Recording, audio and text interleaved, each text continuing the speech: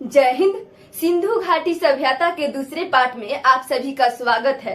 पिछले वीडियो में हम सिंधु घाटी सभ्यता से संबंधित कुछ बेसिक चीजें जाने थे, जैसे सिंधु घाटी सभ्यता का अन्य नाम हड़प्पा सभ्यता है। इसे सिंधु सरस्वती सभ्यता के नाम से भी जाना जाता है। तो आखिर इसका नाम सिंधु सभ्यता क्यों पड़ा, इसका नाम हड़प्पा सभ्यता क्यों पड़ा, इस सभ्यता का नाम सिंधु सरस्वती सभ्यता क्यों पड़ा।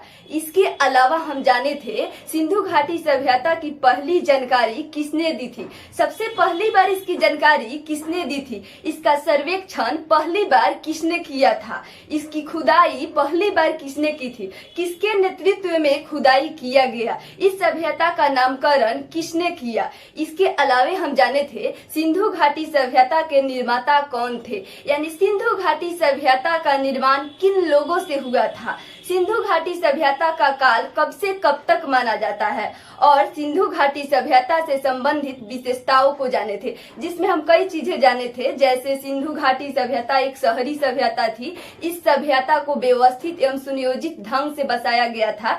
अगर आप पिछला वीडियो नहीं देखे हैं तो सबसे पहले उसे जाकर देखिए, तब आपको आगे अच्छे से समझ में आएगा। इस वीडियो में हम सिंधु घाटी सभ्यता के विस्तार जानने का प्रयास करेंगे, भौगोलिक विस्तार एवं सिंधु घाटी सभ्यता के प्रमुख स्थल और क्षेत्र का नाम, जहां से प्रमुख स्थल मिला हुआ है, उसे जानने का हम प्रयास करेंगे। चलिए हम सिंधु घाटी सभ्यता के विस्तार के क्रम में आगे बढ़ते हैं। सिंधु घाटी सभ्यता का क्षेत्रफल 13 लाख वर्ग किलोमीटर माना गया है।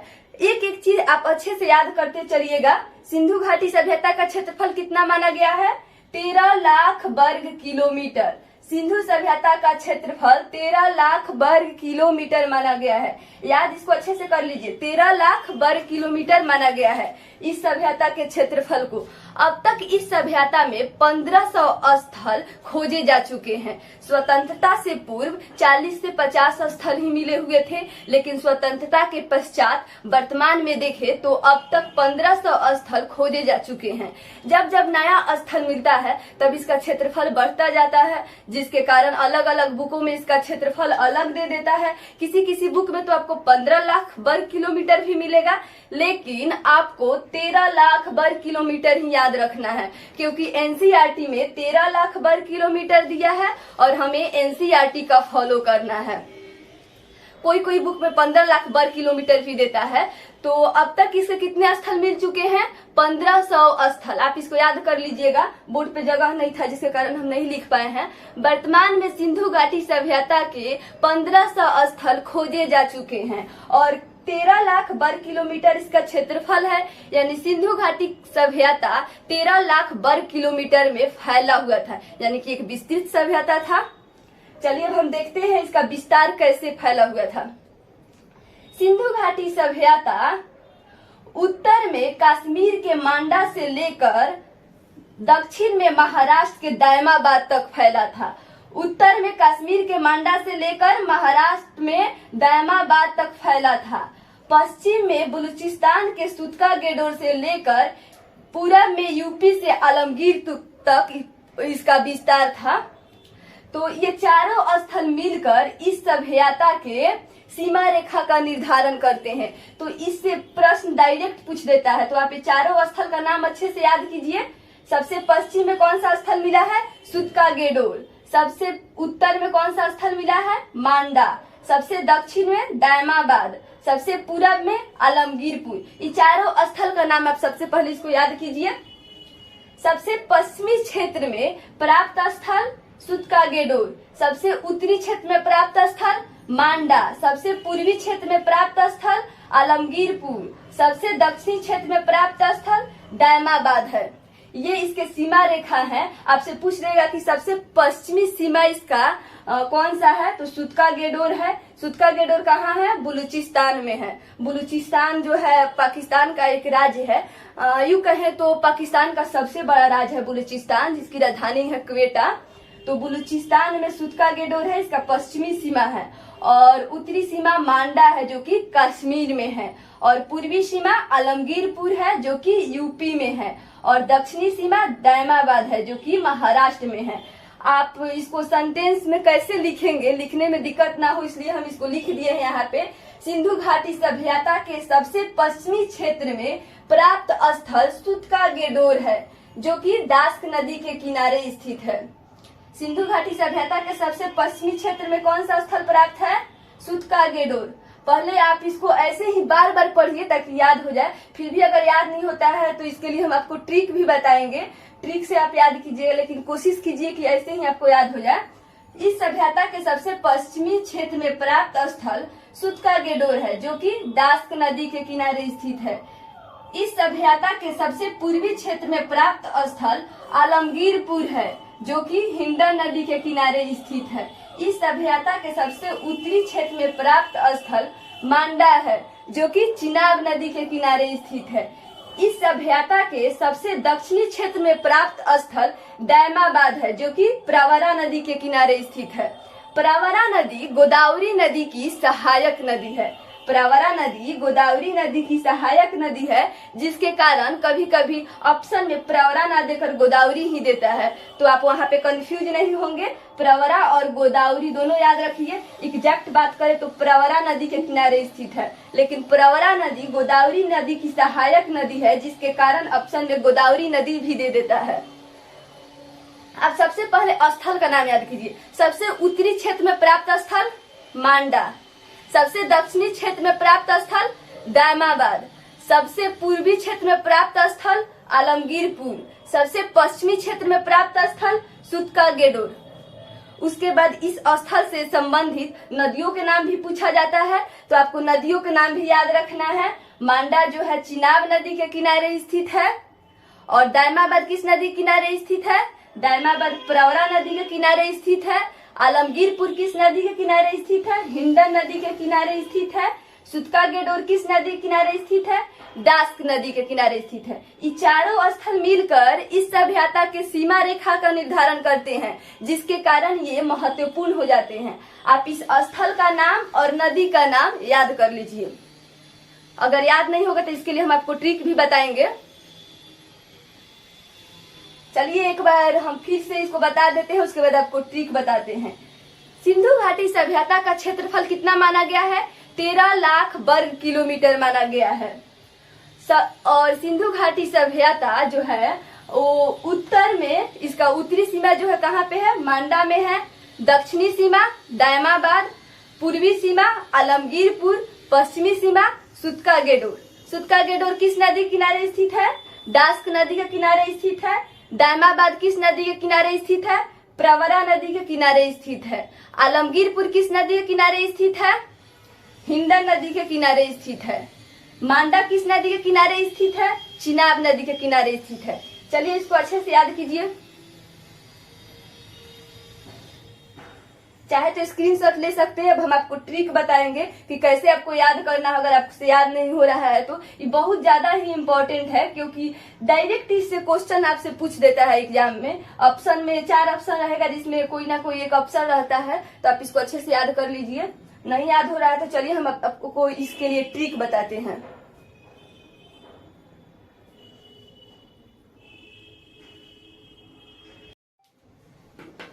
स्थल का नाम याद रखने का ट्रिक, ये जो स्थल है सूत्का गेडोर, मांडा, आलमगीरपुर, दैमाबाद, इनको याद रखने का ट्रिक सम बराबर ऐड, ये है ट्रिक। सम बराबर ऐड।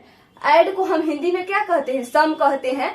ऐड को हिंदी में सम कहते हैं, तो सम बराबर ऐड लिख सकते हैं ना। सम बराबर ऐड, ये स्थल का नाम याद रखने का ट्रिक है। आपको देखिए किस क्रम में याद करना है। स से सूत्का गेडोर, म से मांडा, ए से आलमगीरपुर, डी से दैमाबाद। स से सूत्का गेडोर, म से मांडा, ए से आलमगीरपुर, डी से दैमाबाद। आपको सबसे पहले पश्चिम का याद करना है, और पश्चिम से क्लॉकवाइज आ जाना है। सबसे पहले पश्चिम में क्या है? सूत्का गेडोर, तो स से सूत्का गेडोर। पश्चिम में याद रखिएगा, पश्चिम स से सूत्का गेडोर जो कि पश्चिम में है, तो पश्चिम में सूत्का गेडोर। उसके बाद क्लॉकवाइज हम आपको बोले हैं आने के लिए, तो सूत्का गेडोर यानी पश्चिम हो गया, तो अब उत्तर आएंगे, तो सम, म से मांडा, तो उत्तर में मांडा। अब सम बराबर ऐड, अब हम उत्तर से आएंगे पूरब में, तो पूरब में आएंगे तो ऐड, ए से आलमगीरपुर यानी पूरब में आलमगीरपुर, डी से दायमाबाद यानी दक्षिण में दायमाबाद। तो आप ऐसे इस ट्रिक से याद कर सकते हैं।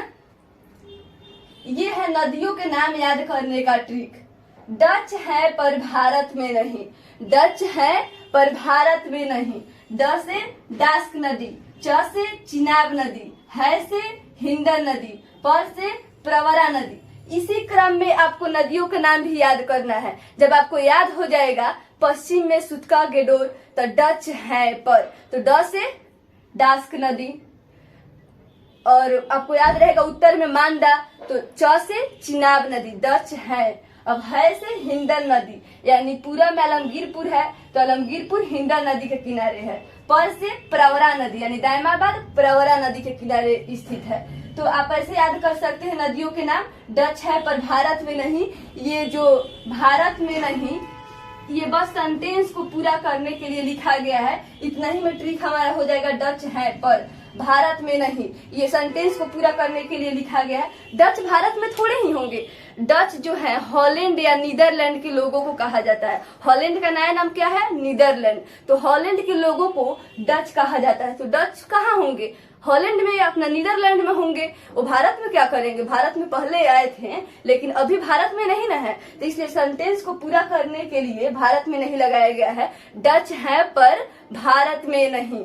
बार बार इसको पढ़िएगा तो याद हो जाएगा। डच है पर भारत में नहीं, हॉलैंड या नीदरलैंड के लोगों को डच कहा जाता है। तो इस ट्रिक से आप स्थल के नाम और नदी के नाम याद कर सकते हैं।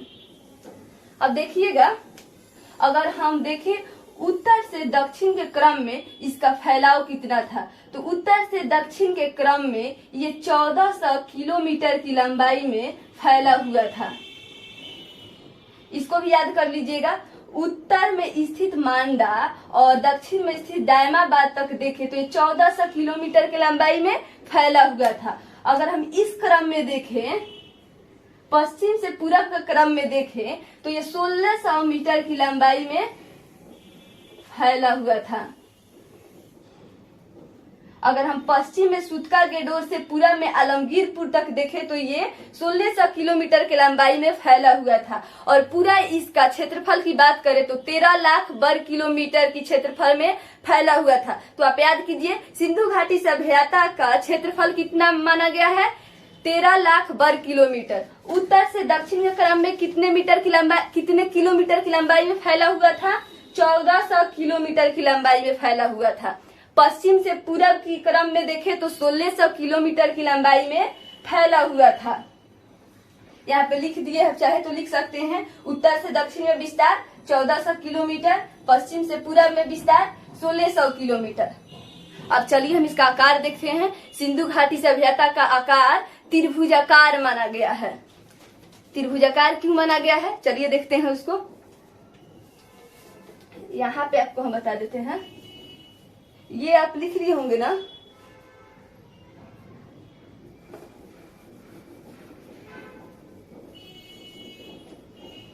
देखिए यहाँ पे हम लिखे हुए हैं सिंधु सभ्यता का आकार त्रिभुजाकार माना गया है। याद रखिएगा, क्षेत्रफल 13 लाख वर्ग किलोमीटर, आकार त्रिभुजाकार, ये सब महत्वपूर्ण बिंदु है। अब आकार त्रिभुजाकार क्यों माना गया है? यहाँ पे इसका पश्चिमी क्षेत्र मिला जो कि सुतका गेडोर था। यहाँ पे इसका उत्तरी स्थल मिला जो कि मांडा था। यहाँ पे दक्षिणी स्थल मिला जो कि दायमाबाद था। और यहाँ पे इसका पूर्वी क्षेत्र मिला। पूर्वी क्षेत्र का क्या था? आलमगीरपुर था। याद कीजिए, आलमगीरपुर था। तो जब इसके बाउंड्री लाइंस को मिलाते हैं तो देखिए कैसा आकृति बनता है। इस प्रकार की कुछ आकृति बनती है जो कि पूरा तो त्रिभुजाकार नहीं है लेकिन इसको त्रिभुजाकार मान लिया गया है। इस प्रकार की आकृति बनने के कारण इसको त्रिभुजाकार मान लिया गया है। पूरब में इसका विकास बहुत कम हुआ था जिसके कारण त्रिभुजाकार माना गया है। देखिएगा, अगर इसका पूरब में विस्तार ज्यादा रहता, पूरब में विस्तार तो यूपी तक ही था, अगर बिहार तक रहता, ज्यादा इसका पूरब में विस्तार रहता तो इस प्रकार की आकृति बनती ना, चतुर्भुज के समान कुछ इसका आकृति बनता अगर पूरब में इसका विकास हुआ रहता तो। लेकिन पूरब में इसका विस्तार बहुत कम है यहीं तक इसका विस्तार है, यूपी तक है, जो कि लगभग त्रिभुजाकार मान लिया गया है। हम इसका आकार कैसे निकालेंगे? बाउंड्री लाइंस को मिलाकर ही ना आकार बताएंगे कि इसका आकार कैसा था। तो सिंधु घाटी सभ्यता का आकार कैसा था? त्रिभुजाकार था। त्रिभुजाकार क्यों है? पूर्वी क्षेत्र में विकास कम होने के कारण इसकी आकार त्रिभुजाकार माना गया है। ये रहा आकार, क्षेत्रफल हम देख लिए। अब चलिए हम देखते हैं सिंधु घाटी सभ्यता के प्रमुख स्थल किन किन देशों से मिले हैं और उस देश में किस क्षेत्र से मिले हुए हैं। आपको याद रखना है, सिंधु घाटी सभ्यता का जो स्थल है अब तक 1500 स्थल मिल चुके हैं। कितने स्थल मिले हैं? नोट कीजिए इसको। सिंधु घाटी सभ्यता के वर्तमान में खोजे गए स्थल 1500 हैं, जिसमें से सबसे अधिक भारत से मिला है। भारत से लगभग 900 के आसपास आपको स्थल मिले हुए हैं। पाकिस्तान से लगभग 500 के आसपास स्थल मिले हुए हैं और अफगानिस्तान से मात्र 2 स्थल मिले हुए हैं। तो आपको 3 देश का नाम ही याद रखना है। सिंधु घाटी सभ्यता के स्थल 3 देशों से प्राप्त हुए हैं। किस किस देश से? भारत, पाकिस्तान, अफगानिस्तान। सबसे ज्यादा किस देश से स्थल प्राप्त हुआ है? भारत से हुआ है। कितने? 900 के आसपास हुआ है। और भारत में देखें तो सबसे अधिक गुजरात से प्राप्त हुआ है। तो सबसे अधिक स्थल भारत से। भारत में किस राज्य से? गुजरात से। और अफगानिस्तान में मात्र 2 स्थल मिले हैं। चलिए हम एक एक करके सबको देख लेते हैं किस क्षेत्र से कौन से स्थल मिले हैं, और आपको साथ साथ नाम और जगह का नाम याद करते चलना है। तो चलिए हम देखते हैं। सिंधु घाटी सभ्यता के खोजे गए स्थल 3 देशों से प्राप्त हुए हैं। किन देशों से? 3 देश से प्राप्त हुए हैं। वो कौन कौन से देश हैं? भारत, पाकिस्तान, अफगानिस्तान। भारत, पाकिस्तान, अफगानिस्तान। हालांकि पाकिस्तान और अफगानिस्तान कभी भारत का ही हिस्सा था। तो अफगानिस्तान से 2 क्षेत्र प्राप्त हुए हैं। कौन कौन से 2 क्षेत्र हैं? सोर्तुगोई, मुंडिका। ये 2 क्षेत्र का नाम आप डायरेक्ट याद कीजिएगा, सोर्तुगोई, मुंडिका। अफगानिस्तान से प्रश्न नहीं पूछा जाता है, लेकिन हो सकता है गलती से कभी ऑब्जेक्टिव में दे दे। 2 ही तो स्थल है, आप याद कर लीजिए, सोर्तुगोई, मुंडिका। सोर्तुगोई, मुंडिका याद कीजिए इसको। अफगानिस्तान से मिला हुआ जो स्थल है सोर्तुगोई, मुंडिकाक है। लगभग अभी वर्तमान में देखें तो 1500 स्थल खोजे जा चुके हैं, लेकिन 1500 स्थल तो ना पढ़ पाना संभव है, ना ही याद रखना संभव है। और 1500 स्थल से एग्जाम में प्रश्न पूछता भी नहीं है, तो हम याद क्यों करें? 1500 जो स्थल हैं, इनमें से कुछ महत्वपूर्ण स्थल से ही एग्जाम में पूछता है, जो जिनसे कोई ना कोई घटना संबंध रखता है या फिर कोई ना कोई पुरातात्विक वस्तु मिली हुई है, उन्हीं स्थलों से प्रश्न पूछा जाता है। तो जो महत्वपूर्ण स्थल हैं उन्हीं को हम याद रखने का प्रयास करेंगे। तो अफगानिस्तान से कितने स्थल मिले हैं? 2। कौन कौन से? सोर्तुगोई, मुंडिका। सोर्तुगोई, मुंडिका। पाकिस्तान में क्षेत्र वाइज स्थल का नाम आप याद रखेंगे। ऐसे क्षेत्र का भी नाम याद हो जाएगा और स्थल का भी नाम याद हो जाएगा। पाकिस्तान में 3 क्षेत्र से आपको स्थल का नाम याद रखना है। पहले क्षेत्र का नाम याद कीजिए, पंजाब, सिंध प्रांत, बलूचिस्तान। पाकिस्तान में पंजाब है, भारत में भी पंजाब है और पाकिस्तान में भी पंजाब है। जब भारत से पाकिस्तान का बंटवारा हो रहा था तो पंजाब का पूर्वी क्षेत्र भारत में रह गया और पश्चिमी क्षेत्र पाकिस्तान में चला गया, जिसके कारण पंजाब पाकिस्तान में भी है और भारत में भी है। पाकिस्तान में जो पंजाब है उसका राजधानी लाहौर है। तो पंजाब से हमें एक ही स्थल का नाम याद रखना है, हड़प्पा। पंजाब से कौन सा स्थल मिला है? हड़प्पा। सिंध प्रांत से 3 स्थल का नाम याद रखना है, मोहनजोदड़ो, चनहुद्रो, कोट दीजी। याद कीजिए, मोहनजोदड़ो, चनहुद्रो, कोट दीजी। बलूचिस्तान से भी 3 स्थल का नाम आपको याद रखना है, सुतका गेडोर, बालाकोट, डाबरकोट। सुतका गेडोर, बालाकोट, डाबरकोट। बार बार लिखने से, बार बार पढ़ने से याद हो जाएगा। पाकिस्तान से सबसे पहले आपको 3 क्षेत्र का नाम याद रखना है, पंजाब, सिंध प्रांत और बलूचिस्तान। पंजाब से 1 स्थल मिला है, हड़प्पा। सिंध प्रांत से 3 स्थल मिला है, मोहनजोदड़ो, चनहुद्रो, कोट दीजी। बलूचिस्तान से भी 3 स्थल मिला है, सुतका गेडोर, बालाकोट, डाबरकोट। आप सोच रहे होंगे कि हम इतना कम क्यों बता रहे हैं। हड़प्पा का आखिर खोज कौन किया था, कब किया गया था, इससे प्राप्त पुरातात्विक वस्तु और किस नदी के किनारे स्थित है, ये सब क्यों नहीं बता रहे हैं। तो ये सब हम आगे पढ़ेंगे। अभी आपको क्षेत्र का नाम और स्थल का नाम याद करना है, उसके बाद हम सब कुछ विस्तार में पढ़ेंगे। हड़प्पा के बारे में, मोहनजोदड़ो के बारे में, चनहुद्रो के बारे में, वहां पे मिली हुई सारी पुरातात्विक वस्तुओं का भी अध्ययन करने का हम प्रयास करेंगे। कौन खोज किया था, कब किया था, किस नदी के किनारे स्थित है, ये सब कुछ हम बांट कर पढ़ेंगे। क्योंकि कई बार होता है कि एग्जाम में आपसे पूछ देगा, क्षेत्र का नाम दे देगा और फिर स्थल का नाम दे देगा और मिलान करने के लिए बोलेगा, तो आप क्षेत्र वाइज याद कीजिएगा तब ना मिलान कर पाइएगा। उसके बाद फिर स्थल का नाम दे देगा, नदी का नाम दे देगा, तो आप नदी के अनुसार याद कीजिएगा, नदी के क्रम में याद कीजिएगा, तब ना मिलान कीजिएगा। उसके बाद कई बार खोजकर्ता का नाम, स्थल का नाम दे देता है, तो आपको सब कुछ बांट कर याद करना है। पाकिस्तान में 3 क्षेत्र याद करना है, पंजाब, सिंध प्रांत, बलूचिस्तान। याद कीजिए, पंजाब, सिंध प्रांत, बलूचिस्तान। पंजाब से कितने स्थल मिले हैं? 1 स्थल, हड़प्पा, यही याद रखना है, हड़प्पा। सिंध प्रांत से 3 स्थल का नाम याद रखना है, मोहनजोदड़ो, चनहुद्रो, कोटदीजी। बलूचिस्तान से भी 3 स्थल का नाम याद रखना है, सुतकागेडोर, बालाकोट, डाबरकोट। अब चलिए भारत में आते हैं। सबसे अधिक जो स्थल मिला है भारत में मिला है, और भारत में सबसे अधिक गुजरात में मिला हुआ है। तो भारत में चलिए, भारत का जो नक्शा है ना, उसमें हम ऊपर से नीचे आएंगे। ऊपर से नीचे जिन जिन क्षेत्रों में मिला हुआ है वैसे हम देखते आएंगे, ताकि सिस्टेमेटिक ढंग से याद रहे। भारत का जब आप नक्शा देखते हैं तो सबसे ऊपर क्या है? जम्मू कश्मीर। तो जम्मू कश्मीर में मांडा मिला हुआ है। आप पढ़े हैं कि मांडा जो है वो सिंधु घाटी सभ्यता का सबसे उत्तरी स्थल है। तो जम्मू कश्मीर में कौन सा मिला है? मांडा मिला है। तो जम्मू कश्मीर से आपको याद रखना है, मांडा। उसके बाद जम्मू कश्मीर के नीचे पंजाब में आते हैं। पंजाब से आपको 2 स्थल का नाम याद रखना है, रोपड़, संघोल। रोपड़, संघोल, ये पंजाब से मिले 2 स्थल है। उसके बाद उसके पड़ोसी राज्य हरियाणा में आते हैं। हरियाणा से आपको 3 स्थल का नाम याद रखना है, राखी गढ़ी, बनवाली, भगवानपुरा। राखी गढ़ी, बनवाली, भगवानपुरा। इसको आप एक ट्रिक के सहायता से याद कर सकते हैं। हरियाणा में भगवान का नाम लेकर राखी बंधवाली, हरियाणा में भगवान का नाम लेकर राखी बंधवाली। तो हरियाणा में से, हरियाणा याद जगह का नाम हो जाएगा, हरियाणा में भगवान का नाम लेकर तो भगवानपुरा हो जाएगा। राखी तो राखी गढ़ी हो जाएगा, बंधवाली से बनवाली हो जाएगा। तो आप हरियाणा के स्थल का नाम ऐसे याद रख सकते हैं। उसके बाद उसके नीचे हम राजस्थान में आते हैं।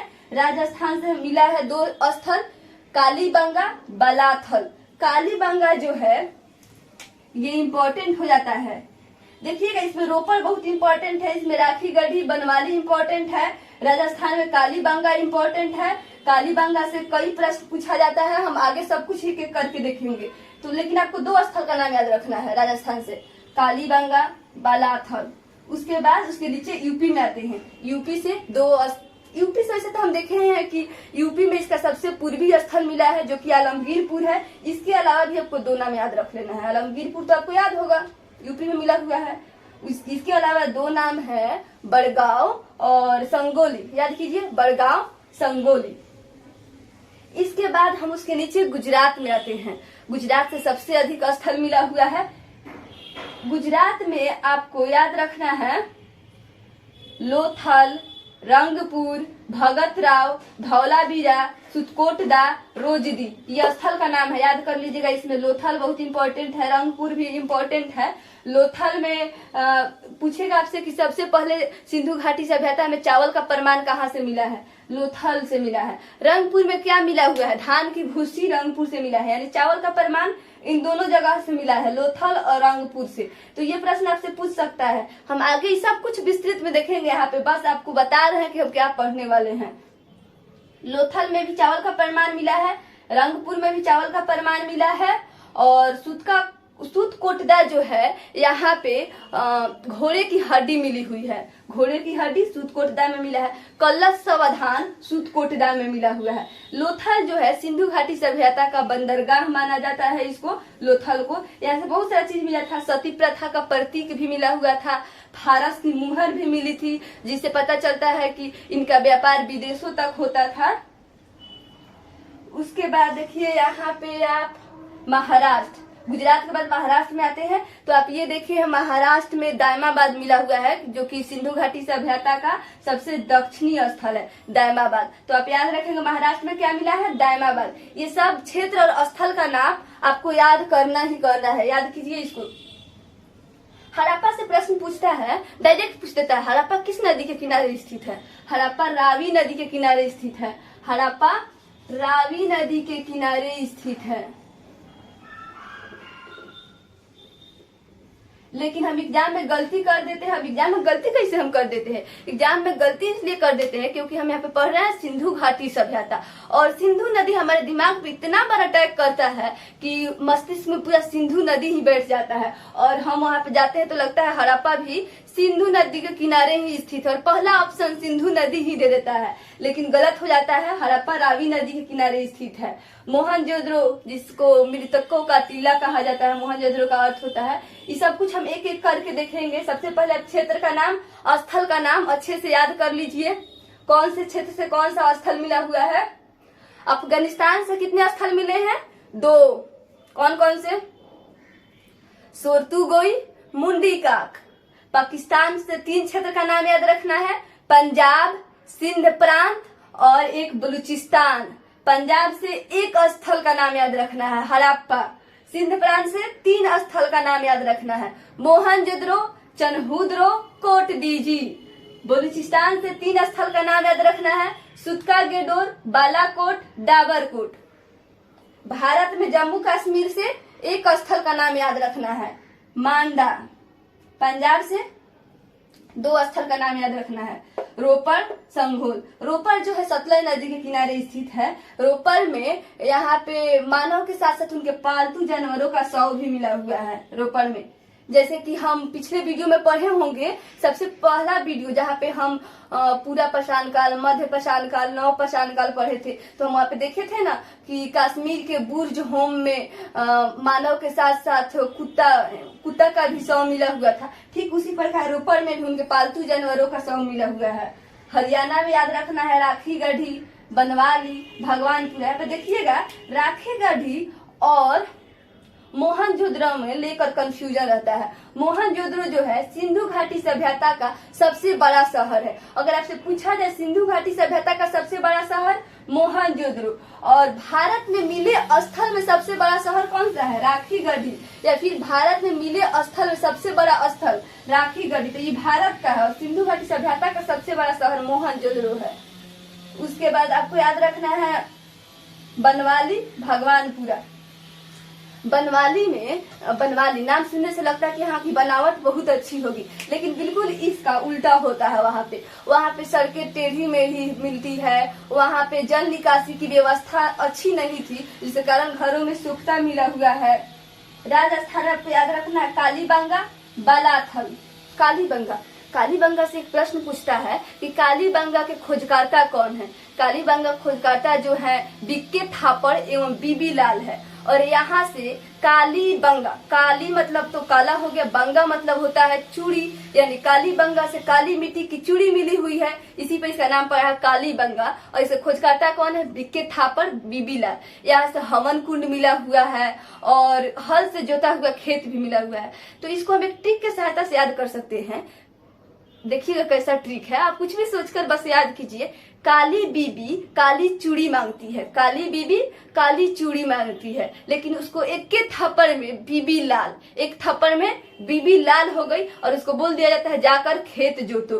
तो काली बीबी काली चूड़ी मांगती है, यहाँ से आप याद कर सकते हैं काली मिट्टी की चूड़ी, काली बीबी यानी कालीबंगा से काली मिट्टी की चूड़ी मिली हुई है, एक के थापड़ में बीबी लाल, यानी इसके खोजकर्ता कौन थे? बीके थापड़ एवं बीबी लाल।